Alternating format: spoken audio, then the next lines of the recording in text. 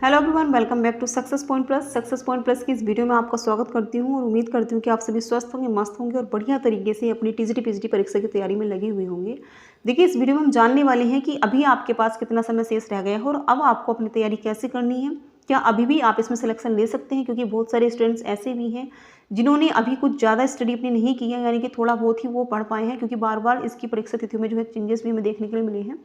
और यहाँ पर बहुत सारे व्यूअर्स ऐसे भी हैं जो कहीं ना कहीं प्राइवेट टीचिंग करते हैं, तो प्राइवेट टीचिंग करने के साथ साथ में उनको इतना समय नहीं मिल पाता है कि वो एक कंटिन्यूटी जो है बनाएं अपनी स्टडी में। तो किस तरह से आपकी जो है स्ट्रेटजी होनी चाहिए, क्या रणनीति आपकी रहनी चाहिए, तो उन सभी को हम यहाँ पर जो है डिस्कस करने वाले हैं। तो देखिए, ये जो आपकी वैकेंसी है 2022 की वैकेंसी, लंबित परीक्षा है, 2.5 से 3 साल इसमें हो चुके हैं और इन्हीं 2.5 से 3 साल होने के साथ साथ में एक बड़ा लंबा जो समय है वो अभ्यर्थी को मिल चुका है इसकी तैयारी करने के लिए, क्योंकि बहुत सारे अभ्यर्थी इस परीक्षा को लेकर बहुत ज़्यादा सीरियस हैं और वो अपनी पढ़ाई जो है वो सीरियसली कर भी रहे हैं। तो कंपटीशन इसमें हाई रहने वाला है। 4163 पदों पर ये जो है भर्ती आई है। टीजीटी में कुल मिलाकर के 3539 पदों की संख्या इसमें देखने के लिए मिल रही है और पीजीटी में 624, यानी कि यहाँ पर टीजीटी के 3539 पद हैं और पीजीटी के जो है 624 पद हैं। ठीक है, आपकी जो परीक्षा है वो बिल्कुल निर्धारित तिथियों पर होने वाली है, जो कि आयोग ने पहले ही अनाउंस किया है कि टीजीटी की जो परीक्षा है वो आपकी 14-15 मई को होनी है और 20 और 21 जून को आपका पीजीटी का एग्जाम होना है। हम यहाँ पर बात करने वाले हैं आपके टीजीटी एग्जाम के बारे में। ठीक है, तो देखिए, आपका टीजीटी का एग्जाम 14 और 15 मई को है और अभी जो है अप्रैल की स्टार्टिंग हो चुकी है।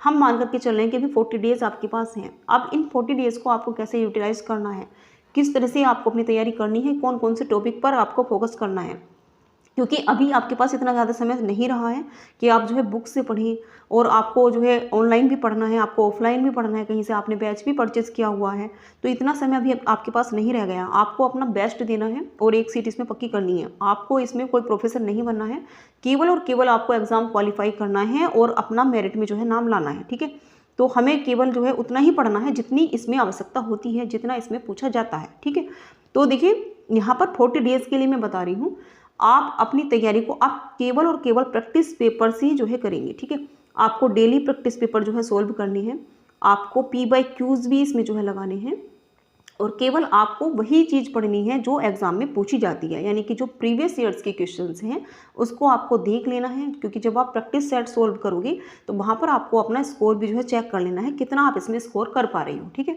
क्योंकि आपको अभी अपना स्कोर जो है इंक्रीज़ करना है, बढ़ाना है। यही जो 30-40 डेज़ हैं वही आपको आपके एग्ज़ाम में जो है सफलता दिलाएंगे।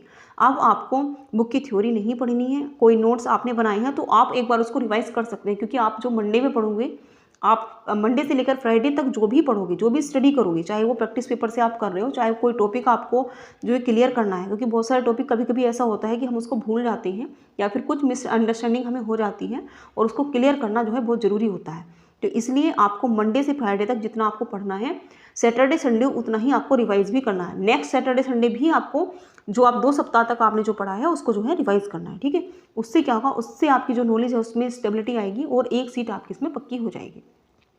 तो कहने का मतलब सिर्फ इतना है कि अब आपको प्रैक्टिस पेपर जो है सोल्व करने हैं, प्लस आपको PYQ जो है सोल्व करने हैं। ठीक है, लगातार आपको प्रैक्टिस पेपर जब आप सोल्व करोगे तो आपका कॉन्फिडेंस जो है हाई लेवल का हो जाएगा और आप बहुत अच्छे से इस परीक्षा में स्कोर कर पाओगे।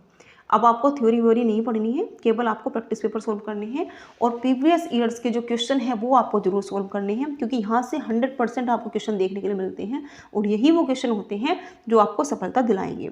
अब देखिए, यहाँ पर जो स्कोर है वो कितना रह सकता है, क्योंकि मैं ऑलरेडी बता चुकी हूँ आपको कि 97 पर जो है लास्ट ईयर, यानी कि जब 2021 में इसका एग्जाम हुआ था, 97-98 पर जितने क्वेश्चन जो है सोल्व करने पर अभ्यर्थियों का जो है इसमें चयन हुआ है। इंग्लिश सब्जेक्ट की मैं बात कर रही हूँ। तो यहाँ पर आपका स्कोर जो करना है वो 100+ ही करना है, क्योंकि इसमें कॉम्पिटिशन टफ रहने वाला है। हाँ, ये बात दूसरी है कि यदि एग्जाम में जो क्वेश्चन पेपर है उसका लेवल हाई जाता है तो यहाँ पर मेरिट डाउन होने के चांसेस भी बन रहे हैं, लेकिन हमें कोई रिस्क नहीं लेना है। इन्हीं 4163 पदों में हमें अपनी एक सीट पक्की करनी है, क्योंकि जो आगामी भर्ती है, जो नई भर्ती आएगी टीजीटी पीजीटी की, उसमें आपको चेंजेस देखने के लिए मिल सकते हैं। 100% तो सियोरिटी नहीं है, लेकिन नई शिक्षा नीति लागू होने के बाद में उसमें बदलाव होने के चांसेस ज़्यादा बन रहे हैं। तो इसीलिए इसी 4163 पदों में आपको अपनी सीट जो है पक्की करनी है। ठीक है, अब देखिए, एक क्वेश्चन है आपका, क्या अभी भी आप सिलेक्शन ले सकते हैं? क्योंकि बहुत सारे व्यूअर्स, बहुत सारे जो स्टूडेंट्स हैं वो ऐसे भी होंगे जिन्होंने अभी सीरियसली भी में पढ़ाई नहीं की थी। क्या वो इस 40 डेज़ में अपने लिए जो है सिलेक्शन के लिए एक सीट पक्की कर सकते हैं? तो जो मैं मानती हूँ वो ये है कि अभी आप जो स्टूडेंट्स पहले पढ़ चुकी हैं, क्योंकि बहुत सारे स्टूडेंट्स ऐसे जो लगातार जो है तैयारी कर रहे हैं, महीनों से तैयारी कर रहे हैं, सालों से तैयारी कर रहे हैं, लेकिन कुछ स्टूडेंट्स ऐसे होते हैं जो केवल और केवल वही पढ़ते हैं, पिन पॉइंट वो पढ़ते हैं जो एग्जाम में पूछा जाता है। तो आप स्मार्ट स्टडी करके भी इसमें सिलेक्शन ले सकते हो। जितना मैंने आपको बताया है, आपको प्रैक्टिस पेपर सोल्व करनी है, PYQs आपको सोल्व करने हैं, प्लस आपको जैसे कि लिटरेरी टर्म्स है, वोकैब है, इसमें अपनी पकड़ बनानी है, प्लस इंग्लिश ग्रामर जो होती है वही इंपॉर्टेंट रोल प्ले करती है आपको सिलेक्शन दिलाने में। ठीक है, सभी लोग जो है लिटरेचर पर ज़्यादा फोकस करते हैं, बट ग्रामर में फोकस करना वो जो है भूल जाते हैं, कहीं ना कहीं उसमें ढील वो कर देते हैं। आपको ये गलती नहीं करनी है, इंग्लिश ग्रामर पर आपको फोकस करना है, क्योंकि इंग्लिश ग्रामर जो होता है वो फैक्चुअल होता है, उसमें आपको समझना होता है। ठीक है, उसमें आपको बहुत अच्छे से स्टडी करनी होती है, समझना होता है, उसमें फैक्ट होते हैं। बट जो लिटरेचर है उसमें एक बार को यदि आपने उसको रट भी लिया तब भी आप उसमें जो है मार्क्स ले आओगे। इसलिए आपको ग्रामर पर फोकस जो है ज़्यादा करना है। यदि आपको वीडियो अच्छी लगी हो तो वीडियो को लाइक कर दीजिएगा, शेयर कर दीजिएगा और अपनी तैयारी जो है दमदार तरीके से जो है करिएगा, ताकि एक सीट इसमें आप पक्की कर लो। मैं बार बार इस बात को इसलिए दोहरा रही हूँ ताकि आप में जो है एक पॉजिटिव एनर्जी की जो है फीलिंग हो और आप जो है अपनी तैयारी में अच्छे से जो है लग जाएं। यदि आपको वीडियो अच्छी लगी तो लाइक कीजिएगा, शेयर कीजिएगा। मिलते हैं नेक्स्ट वीडियो में। Thanks for watching this video.